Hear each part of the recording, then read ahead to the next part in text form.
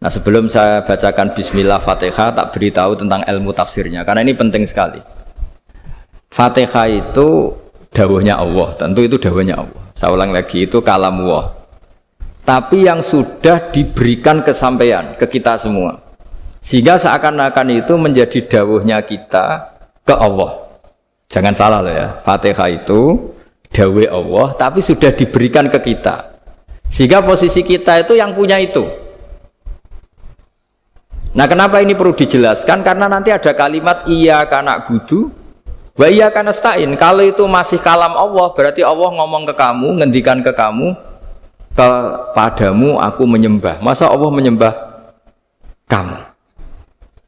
Nah, sehingga ilmu tafsir itu menyelesaikan itu dulu ya. Saya ulang lagi ya, sebelum sampean sering baca Fatihah, aku yakin ya sering baca. Tapi barokahnya tidak paham itu tidak pernah janggal. Enggak paham itu ya penting supaya tidak iskal, tidak janggal. Sebetulnya di kalimat itu ada yang janggal. Kalau Fatihah itu kalimatnya Allah atau kalam Allah, bagaimana dengan kata-kata iyyaka na'budu? Masa Allah ngendikan ke kita, kepadamu kami menyembah? Masa Allah menyembah kita? Maka penyelesaiannya secara ilmu tafsir gimana? Semua ulama mengatakan, bukan satu dua, semuanya mengatakan di Fatihah itu semuanya diberi kawalan kalimat. Saya ulang lagi ya, di Fatihah itu semuanya diberi awalan kalimat qulu, katakan wahai hambaku begini. Ya, katakan wahai hambaku begini. Nah, begini ini pelajaran dari Allah yang sudah diberikan ke kita. Terus kita mengatakan bismillahirrahmanirrahim, alhamdulillahirabbil, termasuk kita mengatakan iyyaka na'budu wa iyyaka nasta'in. Jangan bayangkan Allah ngendikan ke kita. Kalau Allah ngendikan kita berarti gini, hei wahyu, ihdinas siratal mustaqim, tunjukkan saya jalan yang benar. Nah, nanti kamu terus, ya Allah, Anda aja minta tolong saya minta tolong siapa kan? Jadi panjang kan? Ya, saya ulang lagi ya. Jadi itu di Ulumul Quran diterangkan gimana? Sebelum baca Fatihah, ya. Fatihah itu kalamullah, ngendikane Allah, tapi yang sudah diajarkan ke kita dan sudah milik kita, sehingga kalimat itu menjadi milik kita. Tapi ya kalamullah, tetap kalamullah, tapi sudah menjadi milik kita.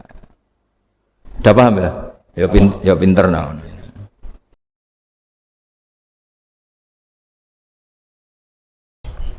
Kemudian yang terakhir saya beri ijazah tentang Al-Fatihah ya, karena ini surat yang populer. Kalau saya ijazahi Quran 30 juz pasti sampean nggak hafal. Atau ijazah surat Baqarah, kalau mau Baqarah mau. Ijazah surat Baqarah mau 2 juz setengah. Mau Mas Asep? Ya Fatihah aja yang gampang ya. Nah, ya kulhu Fatihah ini paket ringan ini. Tapi pahalanya apa? Besar. Ini beda ya, artinya selama ini mungkin Anda baca tapi monoton ya. Tapi ini saya bacakan teks aslinya tentang istilahnya itu mazaya itu kelebihannya Fatihah. Saya baca Arabnya dulu, nanti ini terakhir ijazah. Tadi kan saran-saran umum tentang sosial. Ya, pokoknya jadikan kebaikan itu punya nilai sosial yang baik lah. Jadi nanti orang yang nggak amanah nggak laku. Ya, calon bupati, gubernur, presiden yang nggak amanah juga nggak laku. Begitu juga kiai yang tidak amanah juga nggak laku, suami yang nggak amanah juga nggak laku, istri yang nggak amanah juga. Sehingga kebaikan ini jadi nilai sosial yang dalam tanda kutip sudah keniscayaan ya. Yang diinginkan Allah itu seperti itu, bukan kebaikan yang dipaksakan karena kekuatan negara. Maksudnya kalau bisa kebaikan itu tidak usah dipaksakan, memang sudah satu kebutuhan. Tak cerita-cerita di negara maju itu, bahkan apapun jatuh itu nggak ada yang ngambil apa itu. Makanya gambarannya Mekah Medina kan gitu kan, barang jatuh nggak ada yang berani apa ngambil itu, saking sudah jadi sistem. Sehingga banyak negara di Eropa itu yang sampai nggak punya tentara, nggak punya polisi karena kebaikan sudah. Nah kita kan masih capek, polisinya aja capek, apalagi masyarakatnya, karena ya kebaikan itu belum jadi nilai bersama. Nah, kita selain ditopang negara, ada polisi, ada tentara, itu kita usahakan kebaikan itu jadi nilai bersama. Tadi wa'tamiru bainakum bima'ruf. Dan kita punya reputasi yang bagus dalam bab ini. Saya masih ingat kecil saya itu yang jilbaban hanya keluarga kiai. Sekarang rata-rata masyarakat itu jilbaban. Dulu yang sekolah SMP, SMA itu jilbaban kadang dulu malah dilarang ya, harus sama seperti itu seragamnya. Sekarang sudah boleh. Dan nyaman. Lama-lama yang dapat simpatik ya yang pakai pakaian model tertutup seperti itu. Lama-lama gampangane cara wong golek mantu ya golek yang seperti itu daripada yang blodor. Lama-lama jadi nilai bersama. Ya ingin saya seperti itulah. Di terminal juga sama. Orang mau makan cari warung yang kelihatan ada ayat kursinya, pakai jilbab atau paling enggak dia enggak mungkin lah nyuguhkan yang tiren atau yang haram. Akan ada garansi sosial. Ada apa? Ada garansi apa? Sosial dengan penampilan yang soleh itu kan masa iya nyuguhkan oplosan babi gitu misalnya itu. Jadi nilai sosial itu harus ya tadi harus benar-benar jadi nilai sehingga negara biar gak capek-capek. Polisi juga gak capek kan karena tugasnya corong Jawa mau ngawat-ngawati tok tapi sudah tidak perlu tegang karena kebaikan sudah jadi nilai apa bersama. Ingat-ingat ya ayatnya tadi wa'tamiru bainakum bima'ruf. Jadi kebaikan itu harus jadi nilai bersama. Iktimar itu menjadi urusan bersama. Makanya kalau kita rapat besar disebut apa? Muktamar. Muktamar itu urusan bersama. Ya tadi imamnya sholat juga menopang Gojek karena enggak lama-lama nopang Grab, nopang Kernet, nopang penjaga Indomaret, penjaga bensin, pom bensin. Lah dia hanya punya waktu 5 menit terus imamnya baca Baqarah kan. Iya imamnya mursyid, mungkin dia tambah lama tambah dapat aplaus dari muhibbinnya, tapi makmumnya dia tambah lama tambah dapat penghormatan dari pecintanya, tapi kitanya wah khusyuk wali kan dia dapat status naik lah, kita yang sudah tidak ikut jadi wali diganggu apa pekerjaannya. Kalau ada imam seperti itu sampai mufaroqah saja niat ya Allah sampai sini saja saya makmum orang itu, silakan orang itu punya urusan sendiri dengan jenengan ya sudah atau salib saja apa. Nah, itu boleh kalau dalam fikih namanya apa? Mufaroqah. Mufaroqah itu niat. Tapi kamu jangan langsung selonong mufaroqah, niat dulu. Pamit sama Allah bahwa sekarang mau mufaroqah. Ya, tapi ya jadi sholat yang aneh kan, imamnya masih rukuk, kamu terus sujud, terus apa-apa selesai ya. Mungkin dalam pandangan itu orang lain ini maksudnya makmum gimana ini kok begini. Tapi sudahlah Allah Maha tahu. Nah, insya Allah dimaklumi. Ya saya baca tentang Fatihah ya, karena sampean pasti sering baca Fatihah. Supaya apa? Sekaligus jadi jimat lah gitu. Jadi kalau kamu sering di jalan-jalan yang mungkin sepi atau mungkin kan tidak semua teman Grab itu nasibnya bagus yang di Semarang Jogja. Mungkin yang di Kalimantan di Papua kan ada yang 10 kilo gak ketemu rumah, ya kan? Ya lihat di TV itu kan kasihan kan. Udah 10 kilo gak ketemu rumah. Penumpangnya kewekar preman tuh kan, ini makan orang enggak kan gitu. Kan ujiannya dua, kalau penumpangnya cantik itu ya kecoba syahwat, kalau preman takut, jadi orang itu selalu ujian itu. Sing sedengan itu kan jarang orang itu. Jadi kalau penumpangnya perempuan cantik ujiannya itu syahwat, kalau preman ujiannya ketakutan. Kalau orang yang lemah bawa uang ujiannya kamu ingin garong. Jadi hidup itu memang semuanya ujian. Liyabluwakum ayyukum ahsanu amala. Makanya saya sering ditanya oleh teman-teman, Gus, nah ujiannya kenal wong wedok elek piye sama, kenal wong ayu ujiannya syahwat, kenal wong elek ujiannya ngenyek, itu sama-sama dosa. Syahwat ya dosa, ngenyek juga dosa. Wah elek keriting untune metu ya dosa ngomong gitu. Kadang-kadang orang berpikir enak kancanan wong elek gak dosa, kata siapa kancanan wong elek itu ya dosa, karena bawaannya ngenyek. Ngenyek itu menyepelekan itu. Makanya saya itu ya nggak mau berteman sampean, nanti kan bawaannya ngenyek atau seneng ya tidak tahu. Ya sudah ada takdir saja kalau ketemu ya tak ulang ngaji gitu. Tapi ini ngaji terakhir, setelah ini ngaji biasa aja, tidak usah resmi gini. Ngaji kok resmi aneh.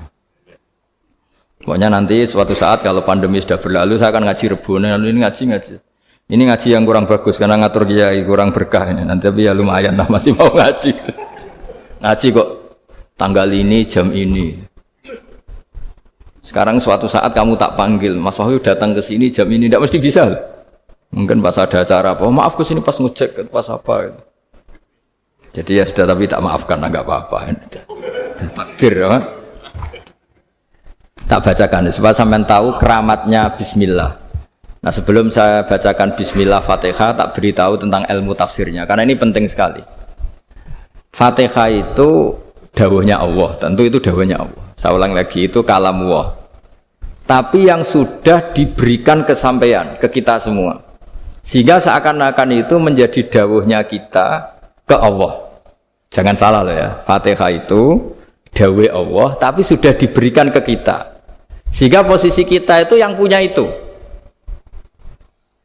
Nah, kenapa ini perlu dijelaskan? Karena nanti ada kalimat iyyaka na'budu wa iyyaka nasta'in. Kalau itu masih kalam Allah, berarti Allah ngomong ke kamu, ngendikan ke kamu, kepadamu aku menyembah. Masa Allah menyembah kamu? Nah, sehingga ilmu tafsir itu menyelesaikan itu dulu ya. Saya ulang lagi ya, sebelum sampean sering baca Fatihah, aku yakin ya sering baca. Tapi barokahnya ndak paham itu ndak pernah janggal. Enggak paham itu ya penting supaya ndak iskal, ndak janggal.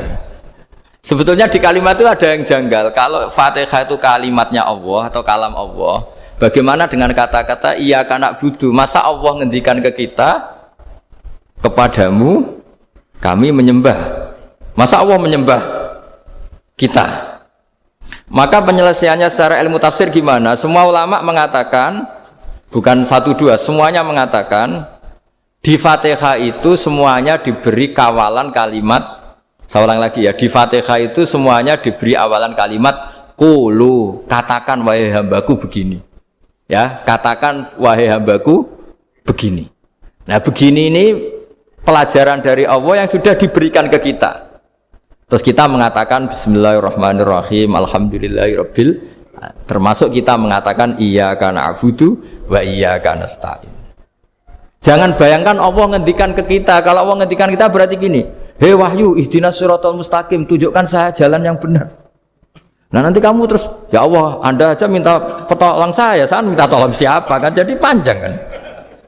Ya, saya ulang lagi ya, jadi itu di Ulumul Quran diterangkan gimana sebelum baca Fatihah ya. Fatihah itu kalamullah, ngendikane Allah, tapi yang sudah diajarkan ke kita dan sudah milik kita, sehingga kalimat itu menjadi milik kita. Tapi ya kalamullah, tetap kalamullah, tapi sudah menjadi milik kita. Udah paham ya? Ya pinter nah. Ya, karena kalau tanpa penjelasan seperti ini, Anda akan iskal. Bagaimana Allah, iskal itu janggal, bagaimana Allah mengatakan iya karena butuh. Kan jadi aneh ya? Ya, jadi tak jelaskan secara ilmiah ya. Jadi kata ulama-ulama tafsir, ayat-ayat Quran seperti ini sebetulnya dimulai dari qulu apa? Meskipun enggak dilafadzkan. Itu kan sama dengan qul huwallahu ahad Muhammad, katakan kalau Tuhan itu satu. Ya, namanya Quran itu kan kalam Allah, membina nabinya, membina umatnya. Makanya dikatakan atau enggak, di sini tersembunyi kata qulu, katakan. Ya, jadi ya ibarat apa itu? Kamu ngajari anak kamu lah, panggil jenengan bapak kulo. Itu maksudnya anak itu, kalimat itu kalimat kamu, tapi kamu ajarkan ke anak kamu. Terus anak kamu bilang, Pak jenengan bapak kulo. Nah, ketika kamu mengatakan jenengan, bukan kamu mengatakan jenengan anakku, berarti anakmu itu bapakmu, kan lucu kan? Anak kamu ajari jenengan bapak kulo, kamu engkau bapak saya. Terus anak kamu mengulang jenengan atau kamu bapak saya. Berarti itu kalimat yang kamu ajarkan, tapi sekarang sudah milik anak kamu. Kalau itu kalimat kamu kan lucu, masa anak kamu bilang bapak. Nah, itu seperti itu. Jadi ulama memberi solusi atau jawaban iyyaka na'budu. Ya, itu sebelumnya ada kata-kata qulu, katakan wahai hambaku, hubungan kamu dengan saya adalah katakan iyyaka na'budu wa iyyaka nasta'in. Terus hubungan kamu dengan saya katakan juga dalam doamu ihdinas siratal mustaqim. Jelas ya, jadi itu kalam Allah yang sudah milik kita karena diajarkan Allah untuk kita. Dong ya.